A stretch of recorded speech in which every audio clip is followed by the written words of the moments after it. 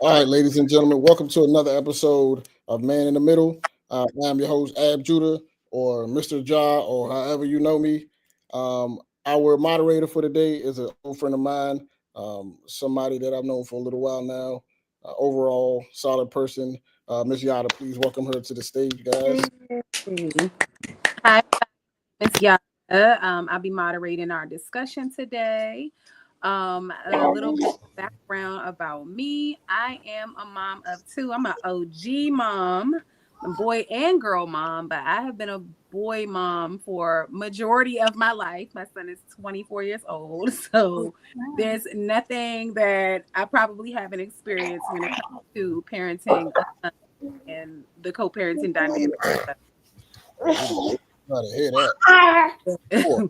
Woo. Yeah, but I don't feel like I don't think I know anyone in my age demographic who has been a mom longer than me. So yeah, I'm the sage of the group.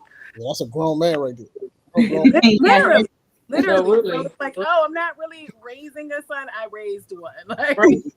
Now you into the grown man phase, I mean, you Sure. always raise them, Right.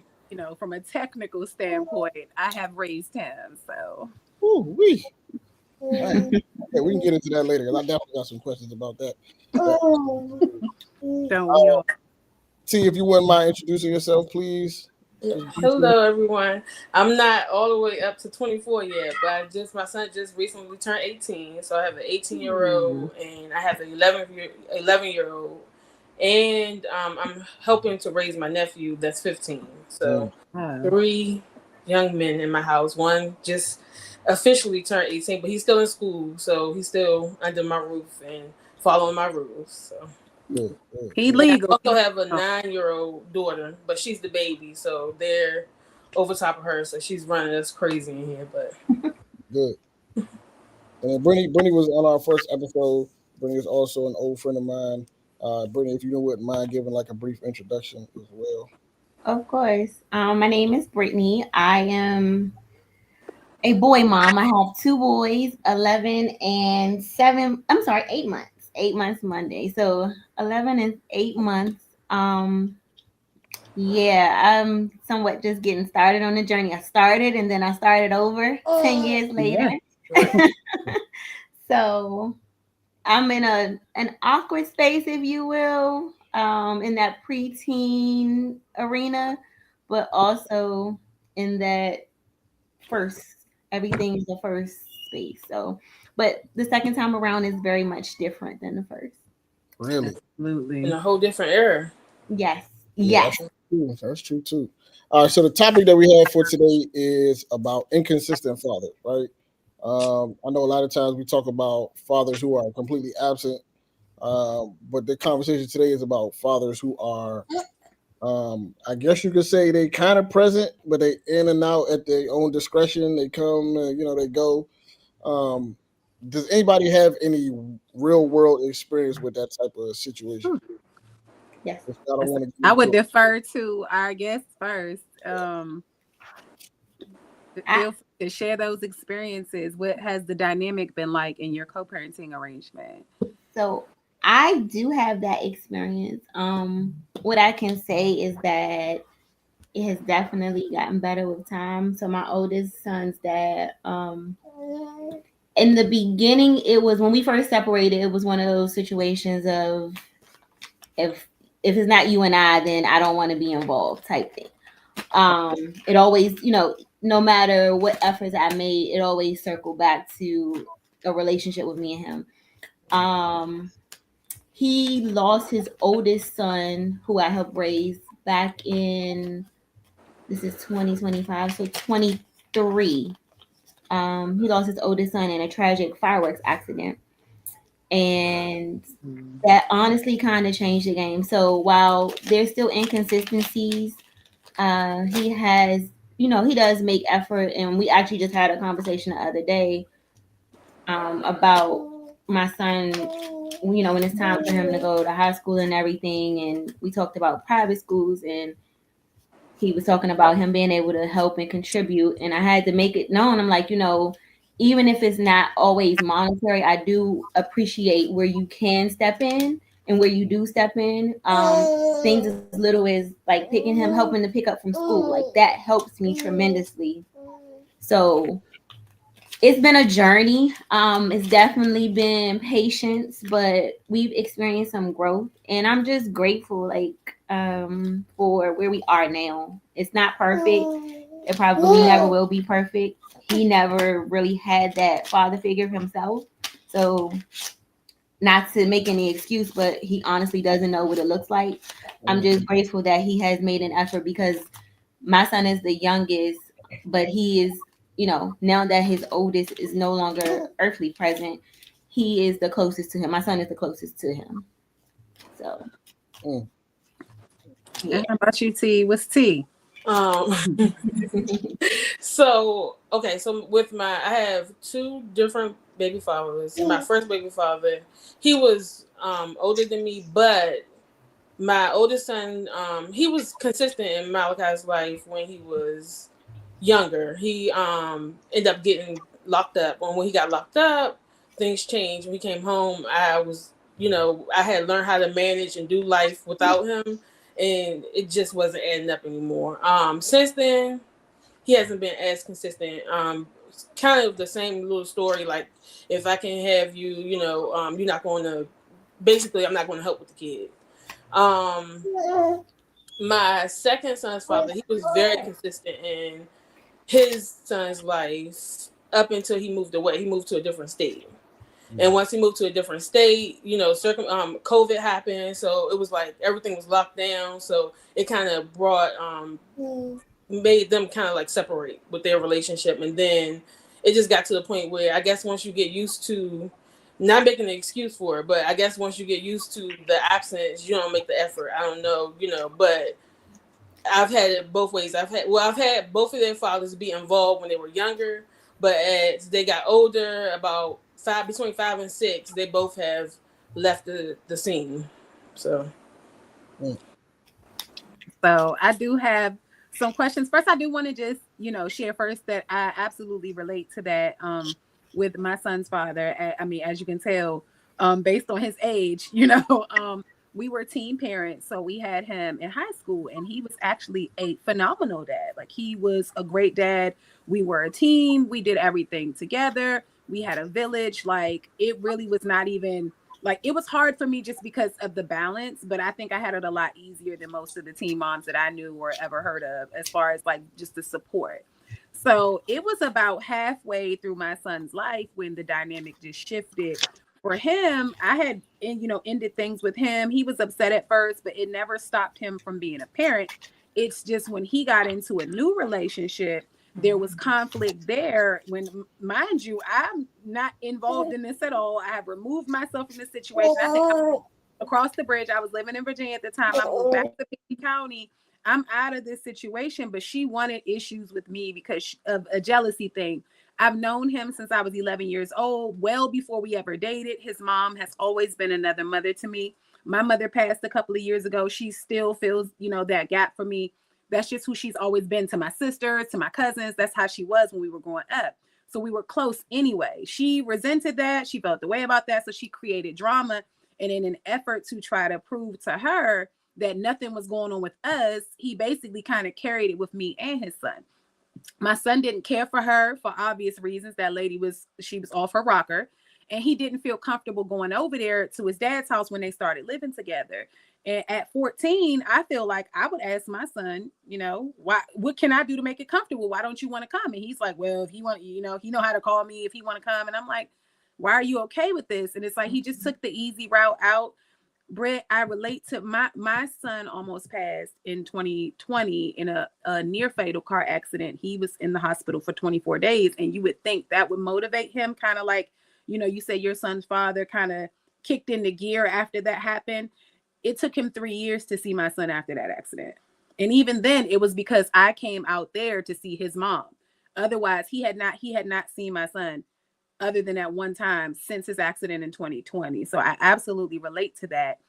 I like, do you ever question, your own decisions and feel like, well, do I need to, make firmer boundaries, or do you just feel like I want the window to be open for him to show up.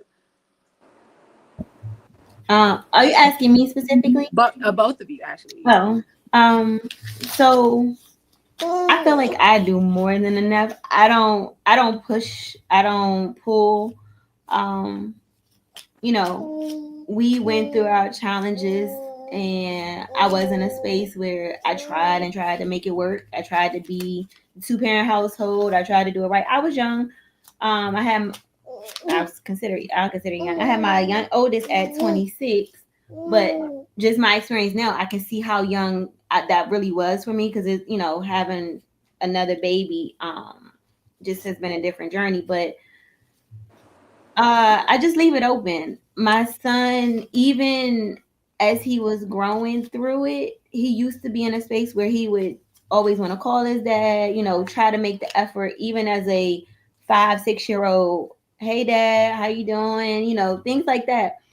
But he was this kid making that effort. It wasn't the reverse. Then he got to a space where he just stopped, and it was, I'll see you when you pick me up from school. If that's once a week, that's when I see you. That's when we interact.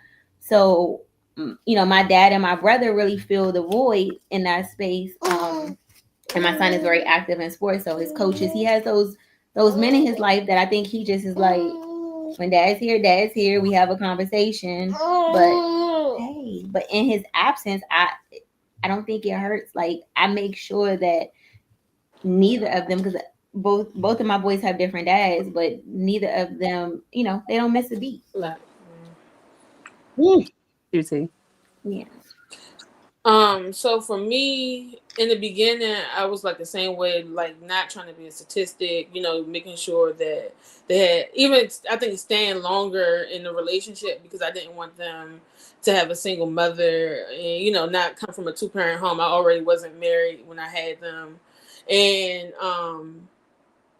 And when we separated, like trying to push the relationship for them to be involved. And then I don't know if it was maturity. I don't know. One day I just woke up and was like, I don't have the time to help you be a dad.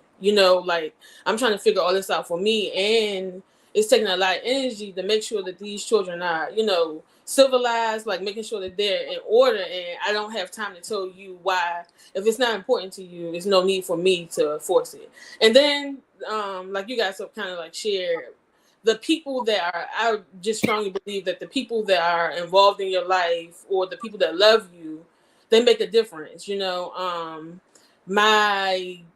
brothers, my uncles, the coaches, Judah, I reached out to him a few times. You know what I'm saying? Like I'll go and I'll research. I read books, but I just feel like God will give you what you need. And if they're not reaching for it, there's no need to waste your time in trying to get them to see how beautiful that gift is. Like how beautiful it is to see your sons get up. And my oldest son is 18 now, and his dad is like chest out, Superman. So proud. And I'm like, but where was you when I was Exactly. gym?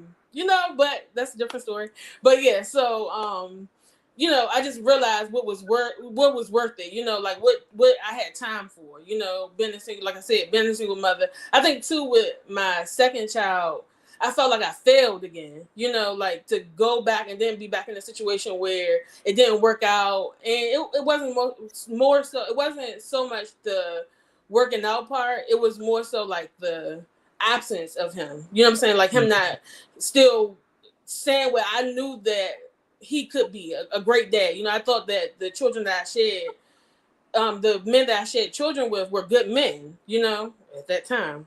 And Right. the conversations we were having, and the dreams we were making together, it always came back to me thinking that they would be good men, or good fathers beyond being a good man to me. And so, yeah, that was my thing. Just realizing that I don't have time to tell you what to do, because the same way I got to figure this out, you need to be trying to figure something out for yourself. I absolutely agree with that. You bring an interesting point up about just you had to figure it out. He needs to figure it out. I think that is very interesting how a lot of times men want you to kind of lead the way for them, or they feel like there's no, handbook on this. We're kind of all winging it, especially when you're a first time mom, we're winging it. Yeah. And I found it very interesting in my dynamic that my son's father's justification was, I don't do anything because you do everything. Yeah. And I'm like, well, I do everything because you you're do not doing it. nothing. And if I don't do it, it doesn't get done. And I'm not going to deny, my children. And so I think that I almost sort of may have spoke it into existence a bit with my second child. At the time when I was with her dad and I was pregnant, and I said it even during that time. And this is before my son's dad kind of started flaking. And I just told him that, if you're not going to be the kind of dad that she deserves, then hey, step off now, because I'm not twisting your arm. I'm not about to do all that. Step off now, and I can tell her whatever story I want to tell her about you, versus you being someone who's playing like, Presto Man and popping in and out of the lives. Because to me, I think it's more harmful when you do that, because it sets the kids up for disappointment. So is it like, how do you guys feel like something is better than nothing, or do you like I don't feel like all or nothing? I'm sorry, I didn't mean to cut you off. No, not at all. I don't feel like, so for me personally, I never stopped them from being involved with their other parent. I've had to tell my children the truth about certain things. Like if they're talking to their other parent and their other parent, I say the other parent because sometimes I say the sperm donor or something. But when they're speaking to their father, I always tell them, I don't care what's going on between him and I. Like, you got to respect them, right? Because that's what I just believe. I believe that the Bible says to honor your mother and your father. So I say that because if you think you can disrespect him, you might even come over here and think you can disrespect me. So even when we're not on the same accord, I need for you to understand that no matter what, you can respect him and tell him how you feel,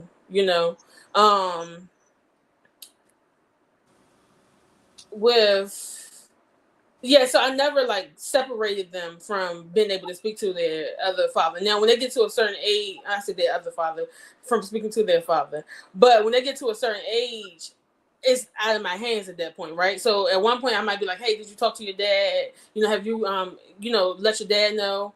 And if their father isn't reaching out and they're like, "No, I didn't call him," at some point, I'm like, "Okay, I'm not worried about that." What I have also done is I haven't made it where like I haven't started the process of getting full custody of my children.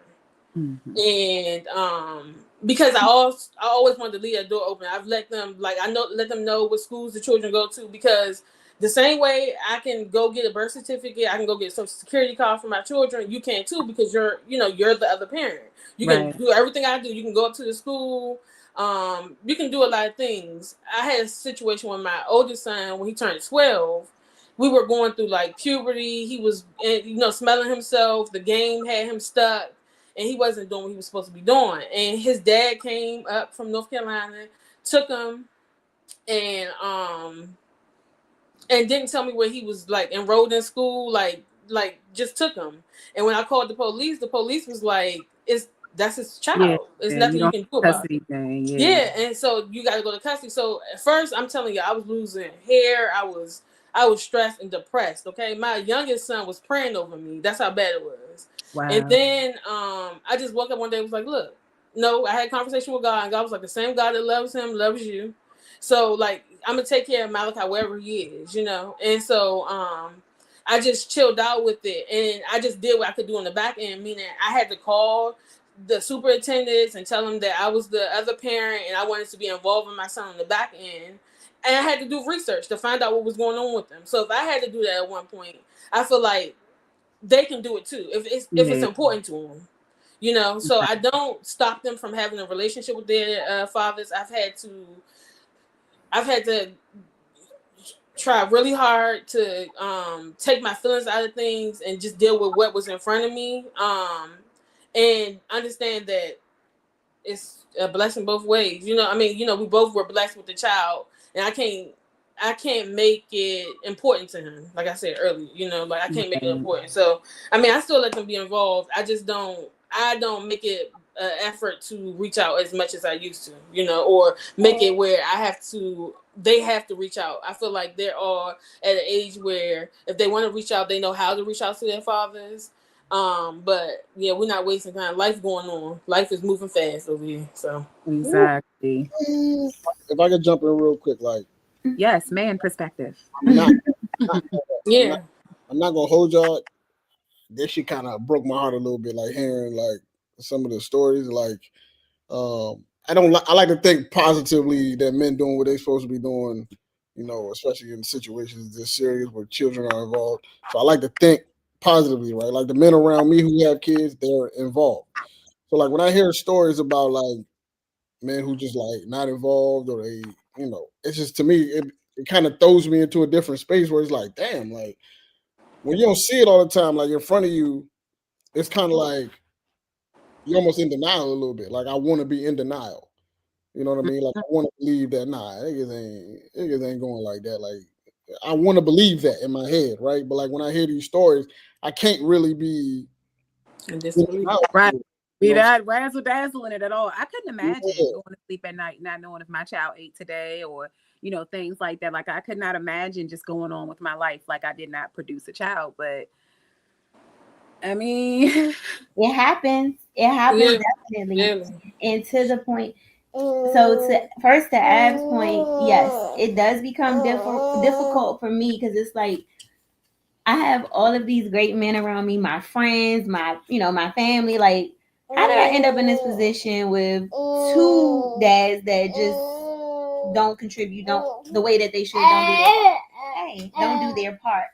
Um, my youngest son's dad just decided when I told him like this is it, I'm keeping the baby, like I'm pregnant, I'm keeping the baby. I haven't talked to him since.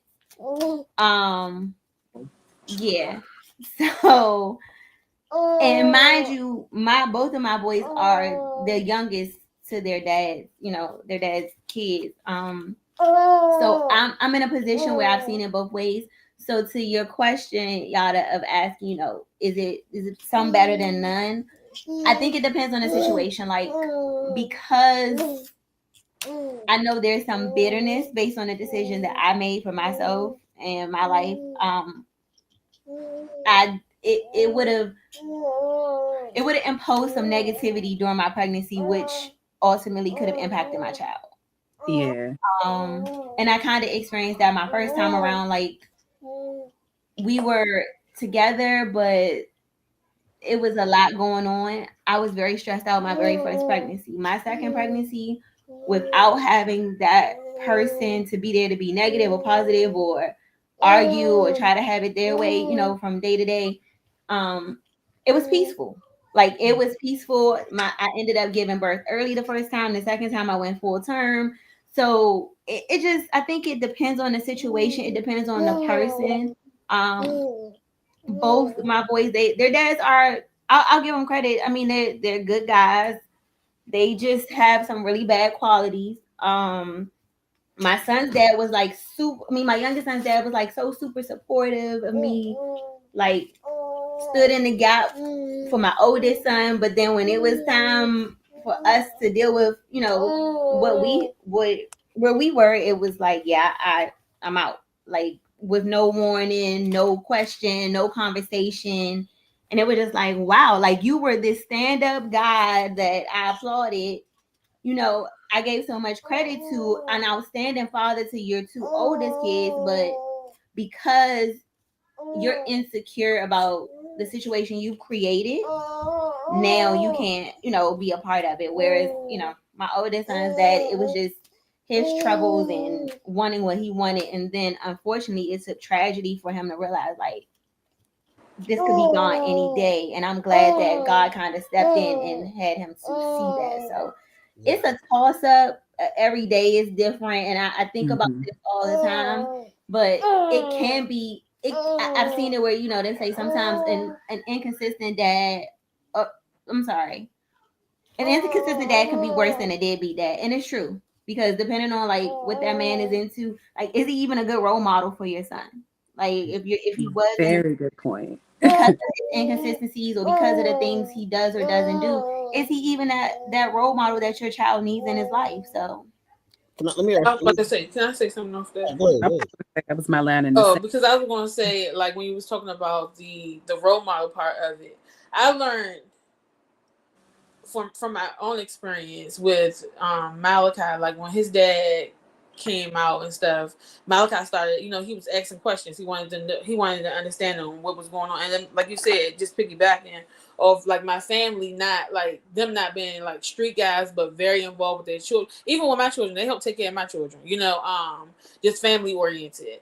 Um, the one thing I did realize is, and not to be too spiritual or anything like that, but just going off what the Bible says, like if you train your child up in the way they should go, they won't perish from it.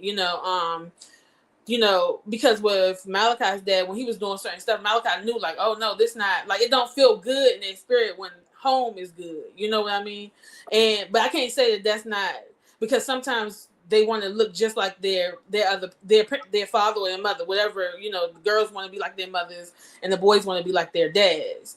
But when they seen that it wasn't producing fruit, my children, they like, yeah, I don't want to be like that. Like my youngest son, when I separated from his dad, he had a girlfriend. They, smoked together and stuff like that. And he came home and sat on the bed one time and like had a piece of paper and like rolled it up like, a J. Mm-mm. And I sent him the picture. I'm like, what's going on? Like, and he's like, but I've learned that hiding it from them versus telling them the truth and letting them know that it's not right, it's made a difference in my life.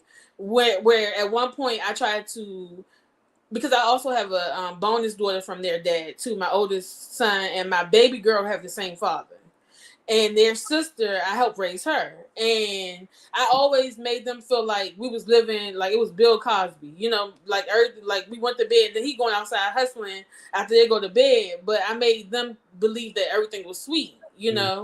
And then when when we started separating, they just didn't understand why we were separating, and so I felt like I was accountable for that. I had to hold myself accountable for it because I made them believe that everything was sweet, and they didn't know like what was going on behind closed doors. They didn't know the everything that was going on behind it. Even down to like I remember us.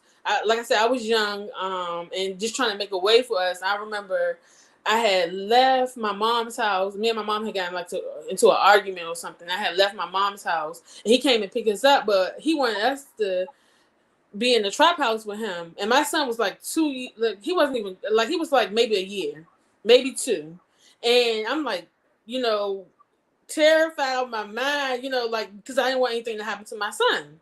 But that's the only place I can go at that time. And I don't know. I just feel like sometimes it keeps them from going down the wrong road too. If you be as honest as possible with them without judgment, and that's kind of hard. See, there's honesty and then there's exposure. Like you could be honest with kids. That's You could true. let them know what you got going on. Hey, I do certain things, and you draw those boundaries as it's like I'm an adult, you're a child. So understand that I have some liberties that you don't have. It's not illegal for me to do this like it would be for you, or da da da da da.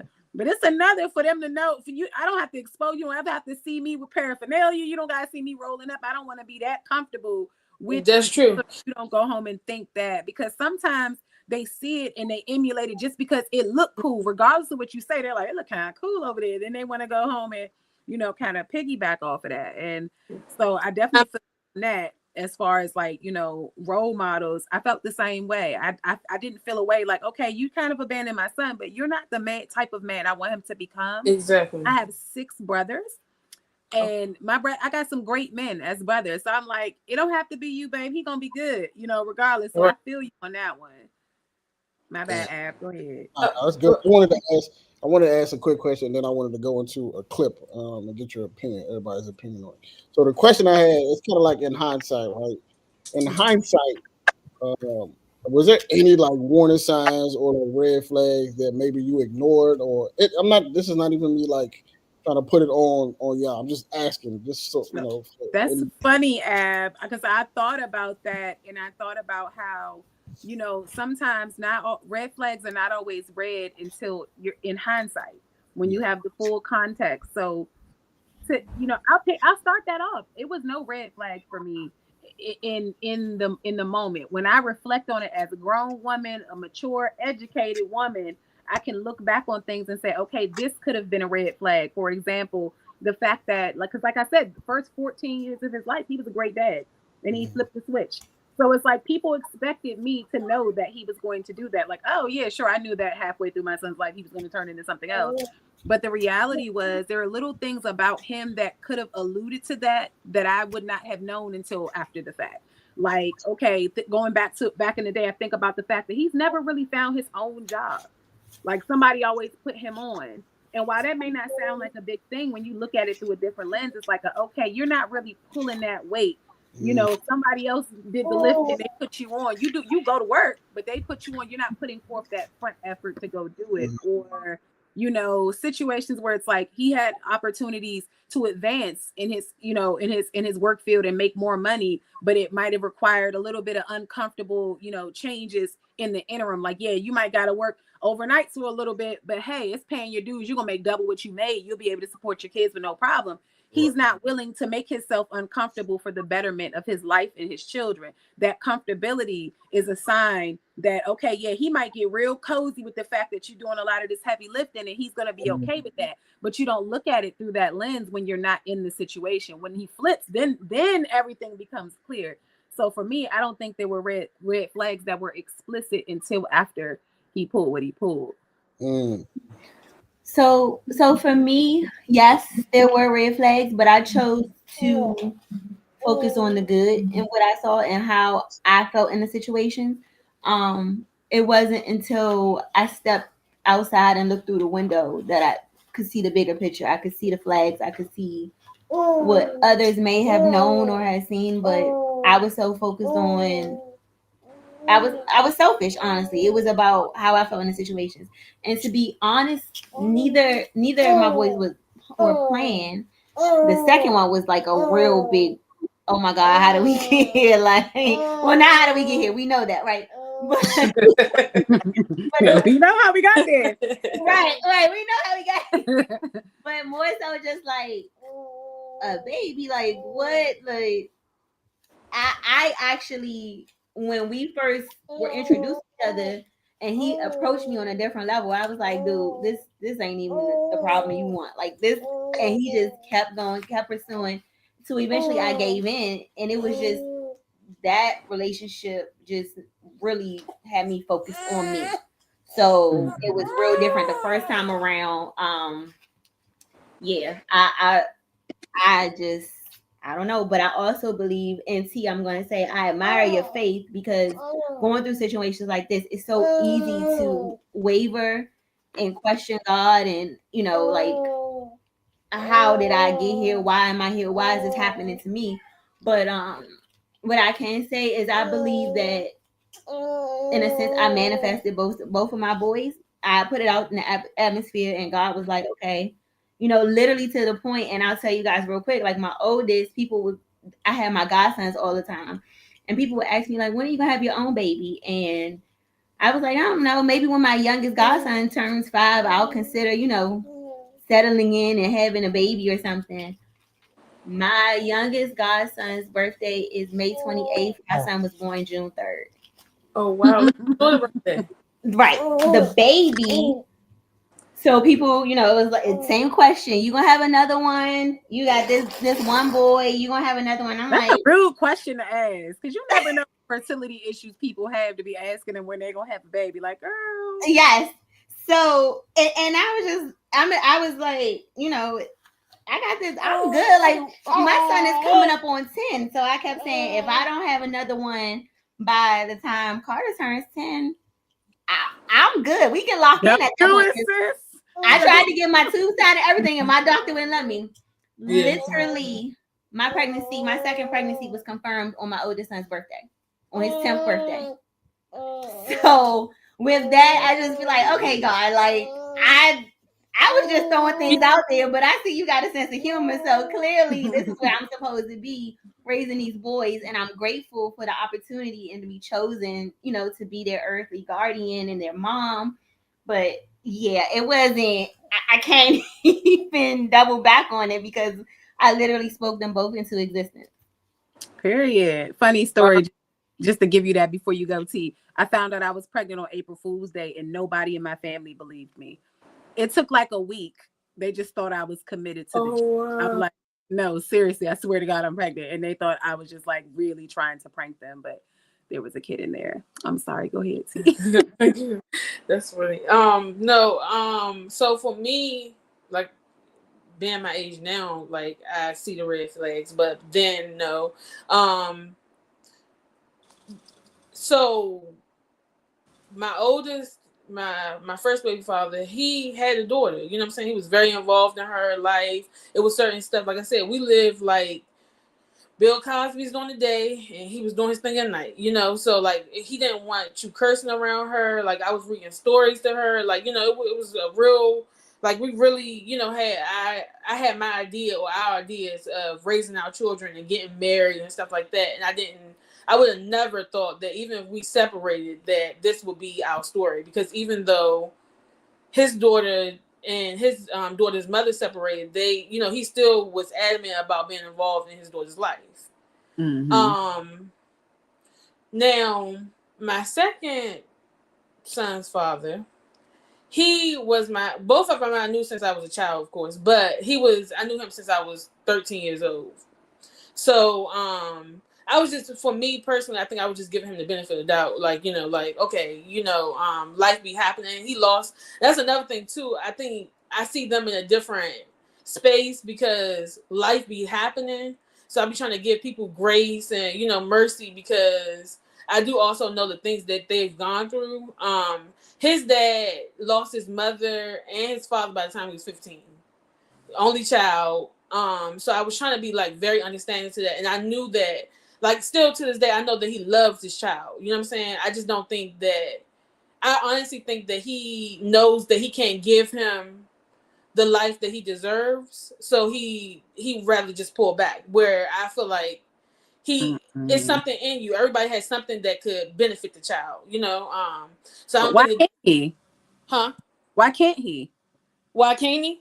Mm-hmm. Because I think he's struggling in different like way, like even down to like like I'm understanding grief in a different way now. I'm understanding like abandonment, like, you know, being young like that and not really having like, not saying that he didn't have the support. Maybe it wasn't the support he needed at that age, you know, when he lost his mother and stuff. But me just being understanding to those things. I don't know why he can't do it, because he's not talking. But a lot of men don't like to talk about their wives. You know, they self-medicate, you know, getting high and drinking and stuff like that.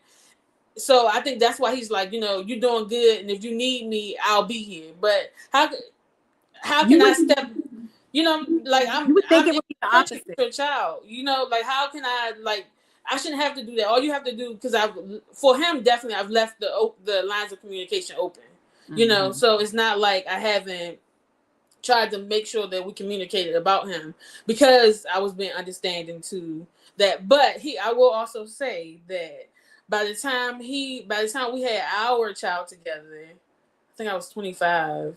He already had 4 children. We both were 20. Yeah. Yeah. So my child was the fourth child, and so I mean, but I will say that when I was going into it, first off, the plan was not to have a baby, but when it happened, that faith thing, okay? Mm-hmm. But when so his children he had them young, so I was trying to be understanding to that, like, okay, you know, you were a young father. The mothers to me were very spiteful. Now I understand why they pulled back, but you know, Mm-hmm. like not wanting their child to be, you know, just play like a yo-yo, you know, or on a seesaw or whatever with their emotions. But when I was in, I didn't understand why they wouldn't let their child see, you know, why they wouldn't let the child see their father, you know, because at that time he was very involved, like paying, he was doing stuff with him. But again, people make you think it's something that is really not, you know. So Mm-hmm. now that I'm in it, the stuff he was telling me, he probably was telling the other females, or he probably telling the females now about me when it comes to our child together. You know, Get so you with the sob story. right, or she not letting me see the child, or like. But now it's no, like we said earlier, it's no excuses. As like you can go down to the courthouse to get your visitations. It's a way to make sure that you're involved with your children, even if it's you don't want to go through it, because a lot of men don't want to go through the courthouse.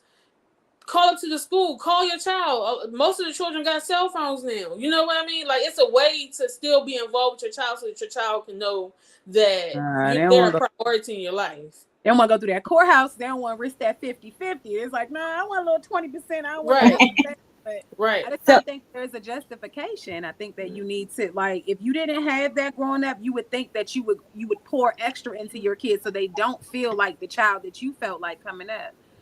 But But one thing I wanted to add to that, add before you do your video, but what I can say, the red flags that I didn't see was their traumas that they never dealt with, that they weren't even aware of, and the need for therapy, and how they needed, like, they're little boys in grown men bodies, and they actually needed somebody to be there for them. yep. And by the time I saw that, my boys were already here. So to a point, like, I guess that's where God keeps me humble and he keeps me sane, because I now can see, like, both of you have traumas. And through my own therapy journey, there are things that, from our parents, from our childhood, that we don't even realize live within us or live with us every day. And if we don't take the time to deal with that and acknowledge it, then we won't even be able to overcome it. So that was, I think, for me, those were the biggest red flags, were those traumas that I finally was able to see once I was out of the picture. Yeah, in hindsight, see? That's that It's hindsight red 2020, flag. man. Mm-hmm. All right, so I'm gonna play this video real quick, and I just want to get y'all opinions on it. Head beat ass dads. We do not support that. Yeah. I wasn't cool with. Yeah, see, because I wasn't cool with that type of shit. Because if you let their dad just pop in and out like that, you just pretty much creating a pattern for when they get older to let whoever they might call themselves like and fall in love with to treat them the same way. Right. I don't fuck with that. It's real daddy issues. I don't fuck with that. That's real daddy issues. I even had to have a phone conversation with the dad and man and let him know, like, bro, if you can't be consistent, I will beat the bricks. Yeah. Like, it was to the point where I told him, bro, if you want to see her, you need to hit me up first. Because if you ain't been consistent, don't think you just finna come see her or whatever, then you gone for another 6 months. And she like, so, how the fuck you in the same city and don't come see your child? I think the one guy was talking from a perspective of a stepfather. Yeah. And he was talking about the biological father coming, in and out of the kids. Like, my question, right, is like, when I see dudes that's in a situation where they like not in their kid life, or they just inconsistent or whatever, my first question is always be like, where is this nigga friends at? Because, like, my friends, we're not going for like that. Like, we're gonna excommunicate you. Like, if you decide, I'm dead. I'm so serious. It's like, Yeah. like, I'm not trying to be taking trips with this nigga and his kid. Ain't seen him in 3 months, or we doing this and doing that. It's like, bro, like, I don't want to be around you. Like, I can't trust you. That's man time. That's the part you're skipping over. If you're not taking care of your kid that you produce, you're not gonna give a fuck about me. Right. Can't trust you. Your blood, right? So it's kind of like loyalty ain't there at all. There is like the dudes that's like around, like I just don't understand how that. They hanging with other deadbeats. They just got a deadbeat dads club, and they all okay with it. Or they're not telling them the truth. Right. Like, paint the picture. Oh, she won't let me see my son. Meanwhile, you calling her at 11:46 on a Tuesday, like they ain't sleep. He don't got school tomorrow. So I just want to talk to my son because you want to show your new girlfriend that you're trying. Like, that's really what it is. These dudes be faking the fun. Like, or they feel like, oh, I don't like the way that she did X, Y, and Z, so I'm not going to show up. Or I don't know what she's doing with the $40 a month that I give her, so I'm not showing up. What you mean you need more than 40? It don't cost that much to raise a child. Like, that's the energy that these dudes be giving, and it's embarrassing. If they can't be hanging around real men, because Ab, a lot of my guy friends are your guy friends, not rocking. There is no deadbeat ain't gonna be anywhere near me. He better be hiding it. But I feel like if I done seen you multiple times in the past 2 weeks, I talked to a guy for 2 weeks, like a few years ago, and he ended up being batshit, but that's beside the point. In them 2 weeks that we were talking, he had not seen his children one time. You're done in this time. Yeah. You trying to see me every day, but you ain't seen them kids in a fortnight? No. In a fortnight. So the saying goes, birds of a feather flock together, right? So I think, I mean, from our young childhood, you've always I've seen y'all grow. Our friends, our male friends, you guys have grown into who you were then. Like you've grown regardless of your situations. You guys are stand up men. Some men don't have those friends. Some of them, they don't have the good, and that's part of what they're lacking. It's I'm learning in male dominated arenas that these men have a lot of ego hurt, and they don't know how to accept or be friends with other males. Like they don't know how to depend on each other because again of those traumas or their fathers or whatever the case may be. So they are, some of them just don't have it. They just don't have it. And I applaud you, Yada, because so many girls, women, sorry, that get in these relationships and they're comfortable with, oh, you got multiple kids and you don't see any of them. Like, That's how I'm in a his position father's where ex I was. would not date any man that doesn't have kids because, like you just said, one, I need you to understand that every minute of my time is not dedicated to you. And when I do have free time, I might not be available to you at that time, but my kids are priority. So I don't know. I haven't been experienced a man without kids that understands that. They just want me. It's that selfishness. And it's like, dude, like keep it moving because this ain't it for me. Like my kids are my priority. And if I need to handle something else when they're not there, then I'm gonna do that before I just sit on the couch and watch a movie with you type thing. So I feel you on that. My kids are my priority too, as they should be. And I date baby daddies because I'm not having no more kids. And men without kids want 20 of them. So I tend to date baby fathers, just not mine. And so I feel like I understand that as a mom who prioritizes her kids, I understand you prioritize your kids. So, man that I'm dating now, his kids are a priority. I told him I would side eye you if they were anything less. Yeah. So no, I'm not demanding all of your time. I don't. That's unreasonable, and I feel like you made a very valid point in bringing that up. Yeah, I think it goes back to like the red flags too, because I think with the children's fathers, both of them, they didn't have people that held like even their family, like instead of like holding them accountable, it's like if they're not going to listen, you get tired too, right? You get tired of talking. So I'm not going to say that their family would not hold them accountable, but um yeah, I feel like they was by themselves a lot more so than with people, like to hold them accountable or even a community around them. And I think that's where a lot of jealousy came into play too with them, like because I do have a support system and being upset because I could reach out to other people to help me and it didn't have to I didn't have to beg them to be involved with their child and their child were, their children were doing well. So yeah. But and I think I'm the best friend to both of them. Like I'm the one that cuts them out and tell them like this ain't cool. You know what I'm saying? Like what you doing? The reasons. I think that I've been that in both of their lives. Like the voice in both of their lives about why it doesn't make sense. But like I said, you get to the point where when you can't keep on talking. I can't even talk to my children as much. You know what I'm saying? Like I said one time, and that's it. Do what I ask you to do and fast. So.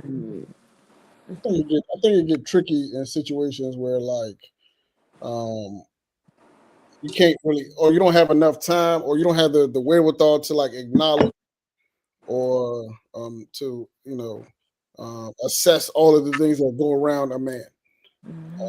And a lot of times, I think women don't have the tools or the knowledge to even know what to look for. So like, fall, you're gonna miss it 9 times out of 10, right? Like unless you have, um, somebody that's like kind of like assisting you in that process, or you have the experience. Most women miss those things that you should actually be looking for. Not Mhm. like, do he got bread? Do he, like those things are cool. But like there's so many other like underlying things. It's like, yo, like Emotional intelligence. this nigga not a good person for real. Like he, Yeah, sometimes they pretend and they act like people act like that's like manipulation is a very real thing, and it's not to so, scapegoat women because we do have accountability for what we allow into our space and what we entertain. But manipulation is and of itself inherently designed to circumvent your discernment, or it's that's what it's supposed to do. It's supposed to make you feel like it's this false sense of comfort when the reality is something different. So when somebody is playing that role and they have that mask on and that mask is intact, you might feel a little leery at first because you might come into it apprehensive, and you give it some time and you feel like, okay, like, eventually, you start to let that guard down. And then next thing you know, you knee deep in the mud. And that was like, oh, surprise. not, But not shit. yeah, I was about to also say too. I mean, I know so many people like, okay, with my situation, I probably could have known that they were going. It could have, it makes sense that they would turn out the way they would, right? Unfortunately, because of the circumstances. But I have friends who have been married, like they were childhood sweethearts, and they showed like the character was there, but it'd be like emotion, like they're not emotionally intelligent when it comes to it. So like their feelings hurt, and so the child suffers, right? Mm-hmm. And they are like protector, like, and when you first see a situation, you don't see that it can ever turn out the way it has turned out, and then you have some people that you'd be like, girl, why did you even get pregnant by that man? And they be the best fathers in the world, I've seen it all through my life, like I said, I would have never thought, especially the children's, even with, because we were friends, I never thought that we would get to the point where, even down to the point of me, I would do anything to make sure my children are happy. At one point in my life, I would do anything to make sure they was happy. So like, if they didn't have the funds to be there, like to get to their child, I would pay for that, for you to be involved in your child life, to be at a game. So like I said, it's not that it's not there. It's just that they don't want to do it. It's not priority for them. Did you ever internalize that? Have either of you ever internalized that? Because, like Britt, for example, you mentioned that your children are their father's youngest. So I would assume that you might have seen you've seen them interact with like their other older kids or things like that. So do you ever internalize or take it personally? You feel like, okay, so I see you with your older kids and we have a kid and you want to play games. Like, like, is that ever been like a feeling, or how do you deal with that? Um, Not really, because again, I think it kind of seeing their how they act or how they treat my boys, um, it highlights those the real, like on the surface, yeah, you're a great dad, you step in, you step up. Like my oldest son's dad, he had full custody of his oldest son when I Mm-hmm. met him, which I thought was like, wow, a black dad actually making it happen out here. You don't Mm-hmm. see it every day. When I first met him, um, and his mom was in a really tough position. She was dealing with her own challenges. So for him to step in and have him like that was the rose colored glass, if you will. And then when we had our kid, it was like, okay, you're doing this because you have no other choice. Like you're basically being forced into being this awesome parent for your oldest son. And really it's not as awesome as it seems. You are just doing the bare minimum, which I mean, yes, he's getting by, but then as when his son became an adult, because I did help raise him, so we maintained a relationship. But when his son became an adult and he became a dad, he actually became a dad, like literally, a couple of days before he passed away. So seeing him in that role, I was able to see like your dad didn't do everything he needed to do. And then, because once he turned 18, his father pretty much just wrote him off, like, figure it out. You got to figure this out. You got to do it on your own. There is no book in being a man. I gave you what I had to give, and that was it. My youngest son's dad, I see a lot now. Where again, I thought, not to say he's not a great dad. He is present for his kids, but I see him and his oldest son's relationship is not all that I was encouraging it to be, or that he was trying to tell me, but I was so busy trying to give him the same motivation that he was giving me, in the area that he needed, and one of them was with his relationship with his oldest son. So I realized that even though he has a great relationship with his own father, I still don't think he got the things that he needed. We've talked about his childhood. He didn't get the things that he needed. So in theory, neither of them really had ever had the potential to be the dad that my boys needed, because they had some things that they just had not accepted and dealt with, and they were just surface dads, if you will. Deep down inside, yes, they love their kids, but they were surface dads. It looked great on the surface. They did, whatever looked good to the public eye, but deep down, there was so much more that could be done that they still need to do. I'm not gonna say they need to do that. They could have done, because at some point you lose your boys, and as a man, the respect just fades away, and I've seen it with both of them. So Yeah. let me ask y'all, or let me just make this statement. So, like, as I'm listening to y'all speak, I'm kind of like losing hope in, like, No. I'm losing hope in, like, for, like, women finding or trusting what they see with their eyes, right? Because I believe all y'all to be intelligent women, and to have discernment, but it's like no, it's like it's like a luck of the draw kind of thing, like to find, you know, at least that's what it seemed like as I'm listening. It's kind of like you just don't know what you're gonna get. Like, niggas will manipulate and they'll play and they'll show they'll show it, or they'll act their way through, but you just never know. And it's That's, I mean, I'm, yeah. yeah, I would say, how could you, like, what do I mean? yeah, that's You can't find out until you're in it, right? Like, until you give it a try, right? So, like, and then also for me, I feel like too, you have to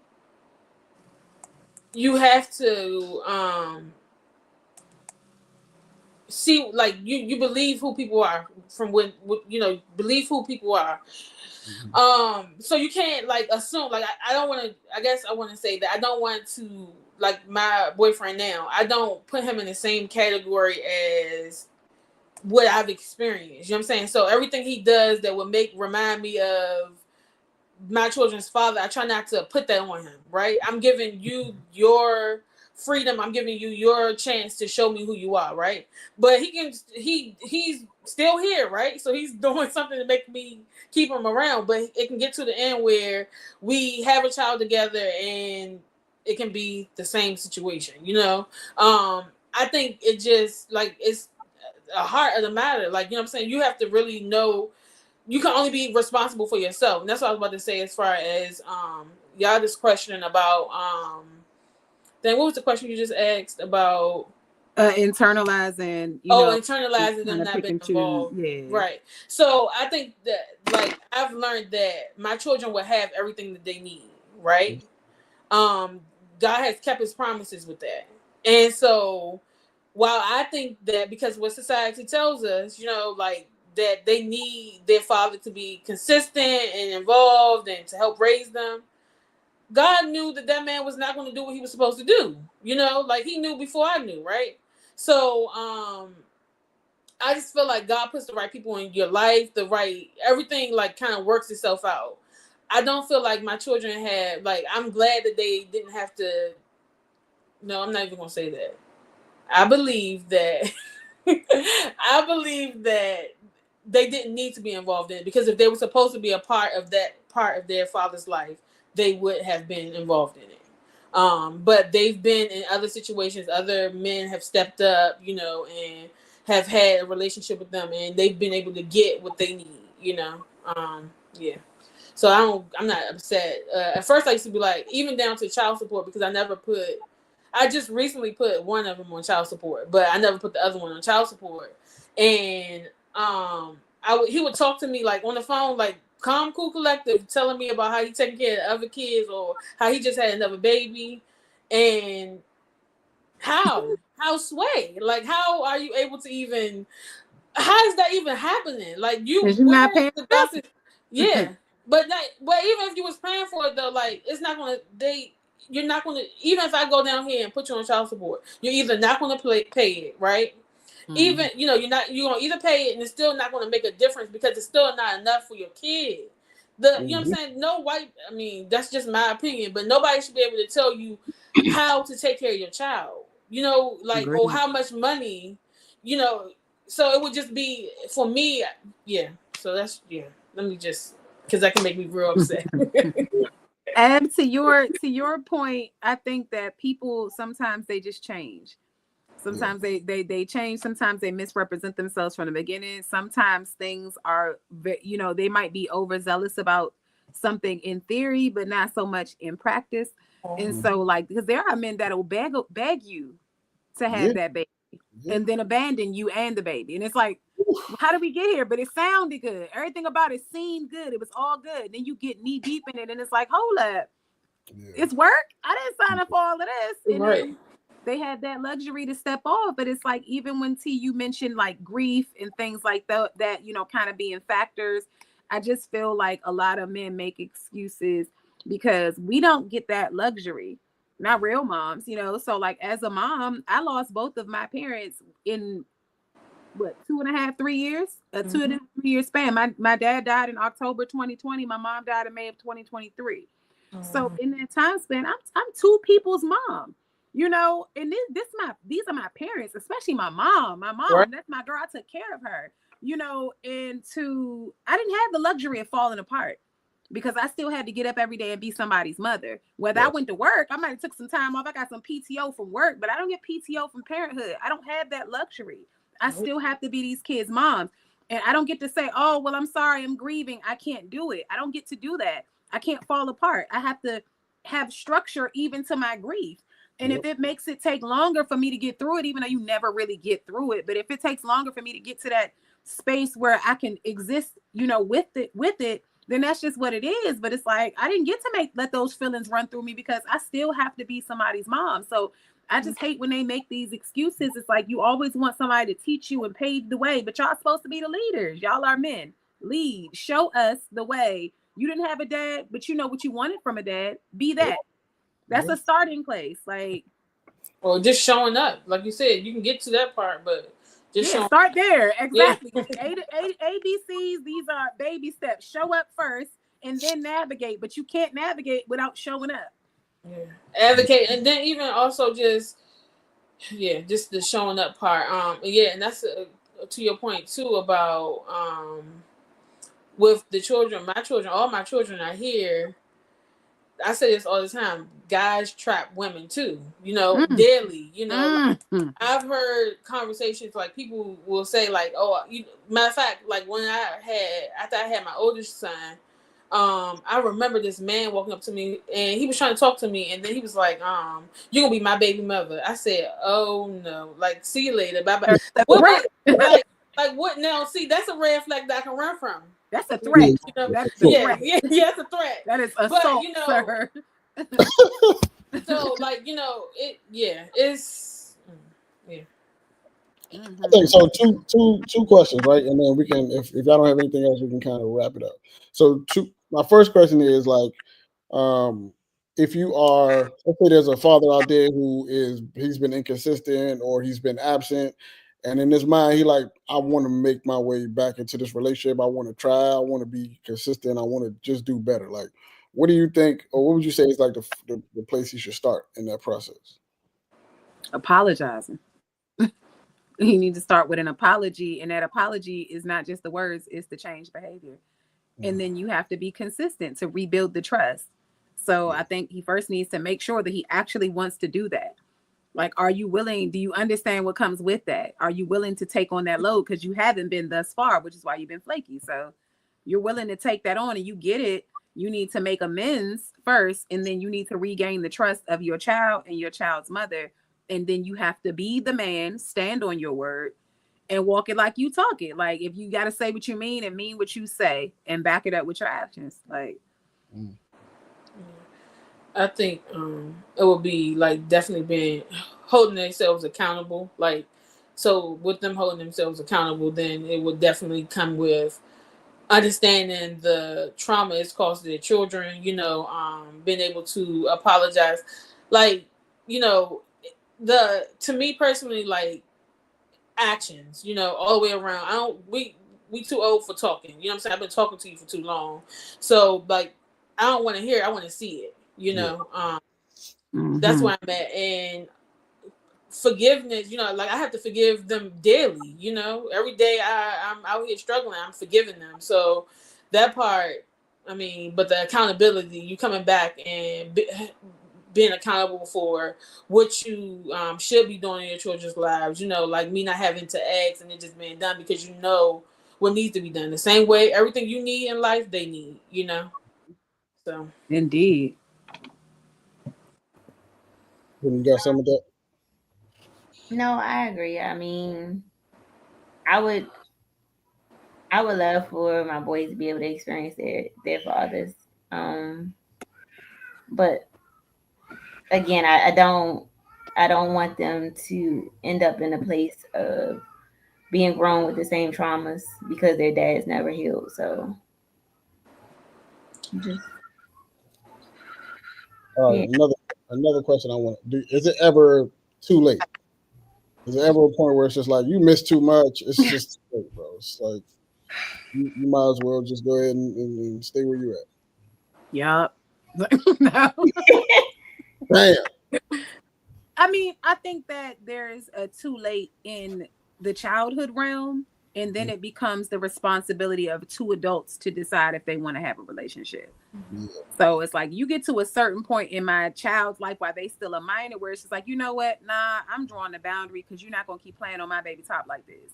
And that's where I'm drawing the line. And then you just gonna have to call it what you want. You can tell people I'm not letting you, but make sure you tell them how you've been in and out. You haven't been consistent. You making my child heartbreak when you commit yourself to things and then don't show up. But like once y'all become adults, like honestly, I think I stopped interfering once my son got a phone. I'm like, Mm. hey, he has a phone. He had a phone since he was like 7. So I'm like, you ain't got to Damn. call me to talk to him. You can call him. So if y'all not talking and I check and say, hey, you talk to your dad, and you like, nah, not in a few weeks. Okay, that's on you. You have a direct line to him, and you don't have to go through me to do it. So, but as adults, I feel like if y'all want to make amends, again, that's between y'all. I will never interfere. I've never spoke bad. I let my kids make, my son had to make his own mind up. I let him see it for himself. Eventually he came to me and told me the things that he saw in his father. And I'm like, well, since you brought it up, now we can talk about it, but I'm not going to drag him. But even then it wasn't a drag. It was more trying to explain, not even logic, but just explain him a little bit more so that he wouldn't feel a way about it and not take it personal. But yeah. Yeah, I definitely agree. Like I've never spoken bad around my child around him about his dad. Um, but as far as it being too late, I don't know. So We optimistic. protect them as our boys, as our babies. We don't. We get to a point where even we have to let go and let them make those decisions for themselves. And I think if we've given them the right tools, then they will decide if it's too late. Because it just comes to a point when the decision is on them and it's not on us. Like even at 11, I'm not forcing you to call your dad. We don't have to. If something happens, I'm not asking. Well, did you tell your dad? Is your dad coming? Did you invite your? If you know how to contact him, he knows how to contact you. I let you navigate that relationship. I think I've given you enough tools. And just to go back to earlier when we were talking about setting boundaries, and instead of giving my child the truths about his father, because I don't think we're there yet, I give him the truths about the world. So if his father does something that he knows is not right in the world, or that he knows he Yes. isn't to understand, or then or something that's just not a practice for us, then he'll question, like, they're on that.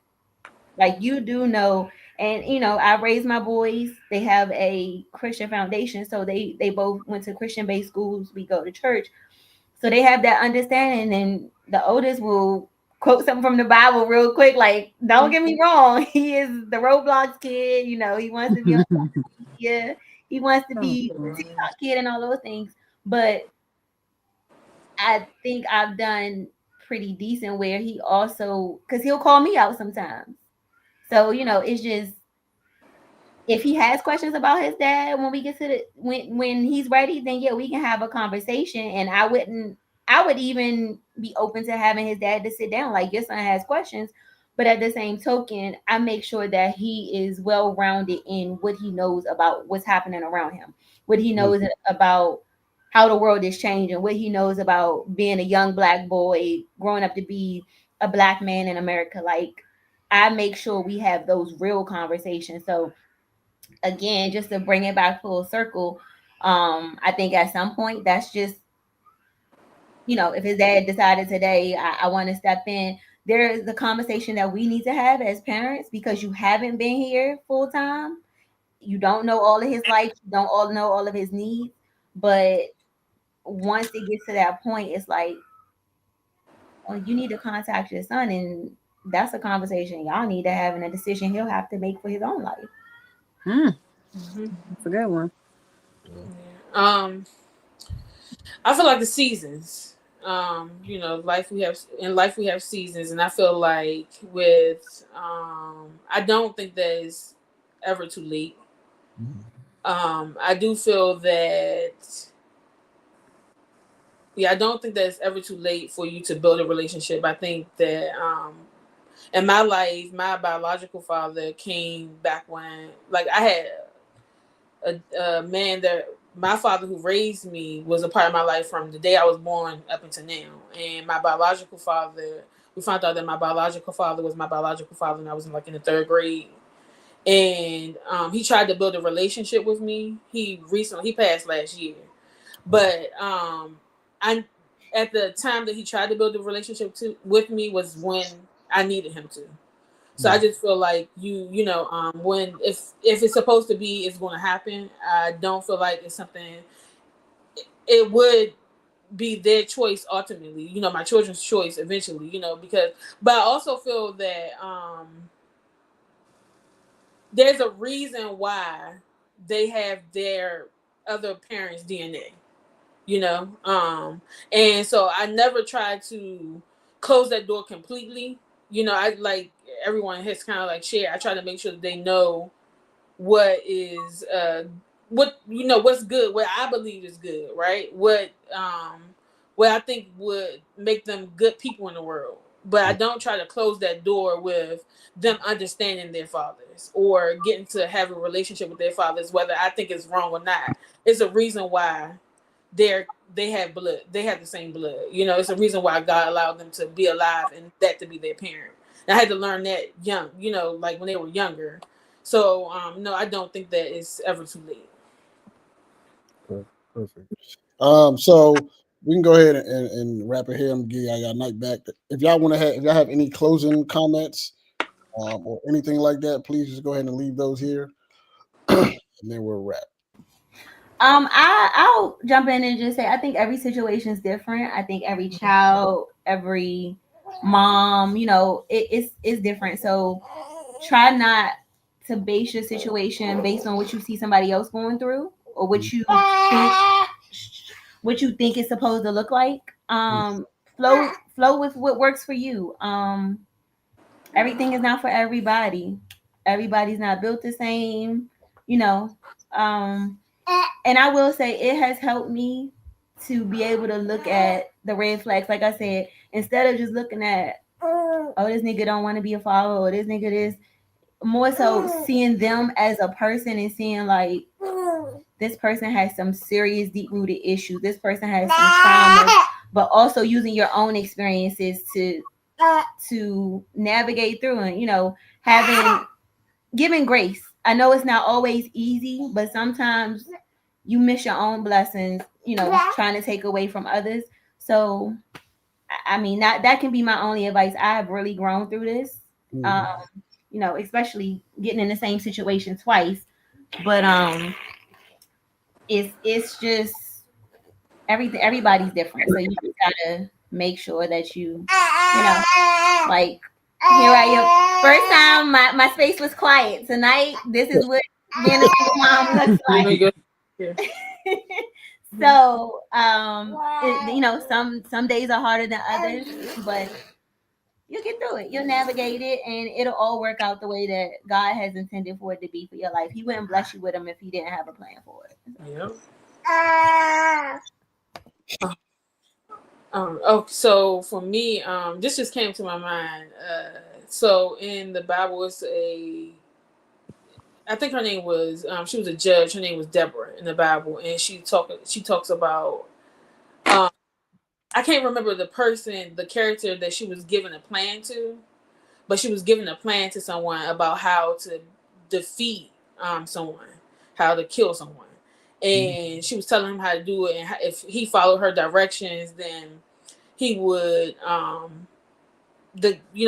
he would get to the end, and he would eventually kill the person.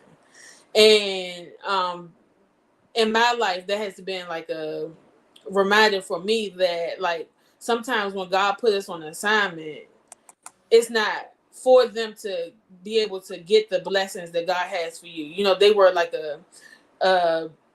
they were I'm trying to think of the word I want to say, but they were a source to make your blessing come about, but it doesn't mean that they would be able to benefit or get the blessings that God has for you, if that makes sense. And I've had to use that for my own life. Like, anybody that wants to be involved, gonna be involved, right? Like, somebody that doesn't have my children's blood has stepped up and has been involved in them and concerned about them. So I know for sure, if it was something that was important to you, you would be like the same way, like what they say. It's a meme out there that talks about uh a crackhead basically being able to get their hit every day. You know what I'm saying? They're gonna get their hit. So if it's something that you want, you're gonna make sure you can do it.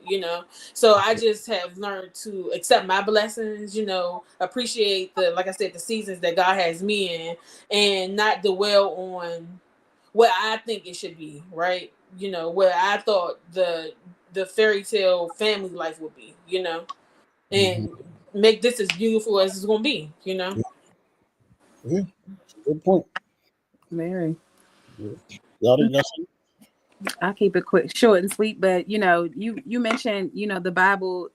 I was born into Islam, and in Islam there are hadiths, there are sayings, there are teachings, and they say that paradise lies at the foot of the mother. And so that's kids gonna always have to get right with us. You're gonna have to always honor your mother. There's paradise. That's that you're not getting into paradise when you're not having that with your mom. But it also talks about fathers being revered, as leaders, as providers. So just because paradise lies at our feet does not mean that you don't have to pull no weight. So at the end of the day, you're not going to see those blessings when you don't do right by your seed. Right. So men have to hold themselves accountable and understand that regardless of the dynamic of whatever's going on with that woman, there is no excuse for you not being present of your own will for your child. I'm not talking about the woman who hid the kid and she moved 20 states away, but in general, there's no excuse for it. So it's like that we can't justify it. Men should not justify it, and us women, we gonna get it done regardless, like we always do. That's who we are. It's just unfortunate that we have to do that, but again, paradise lies at our feet, so we're always gonna get it done. Yeah, I love that, man. That's All right. nice. Yeah, for sure. Yada, T, Britt, I really appreciate y'all time. Fellas, out there, if you're in a situation and you feel like I don't even know where to start, like I don't fuck with my baby mother, I don't like the situation, whatever your gripe is, right? You got to kind of remember, like, it ain't really about her, right? Like, she is, she's an ancillary piece, right? But the concern is really the kid, right? And like Mhm. y'all talk, I see niggas online talking about legacy all the time, and it's kind of like, do you want your kid to think of you in this light? Like, is this the light that you want to represent yourself?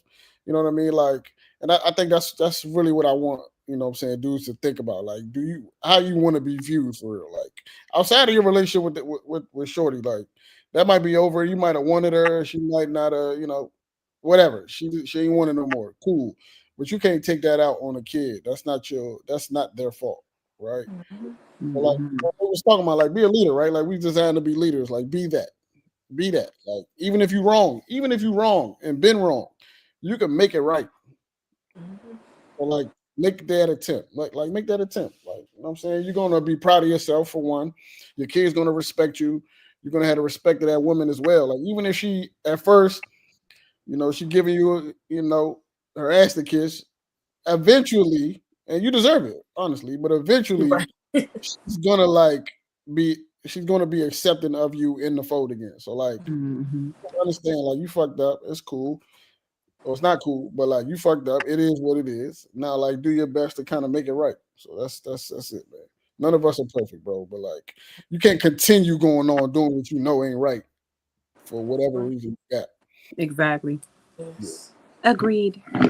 I appreciate y'all, man. Have a fantastic night. You Um, too. Thanks, Ed. You Bye, Mhm. too. you guys. y'all listening, Bye. make sure y'all subscribe and all of that jazzy stuff. We appreciate y'all. See y'all in 2 weeks, man. Later. Bye bye.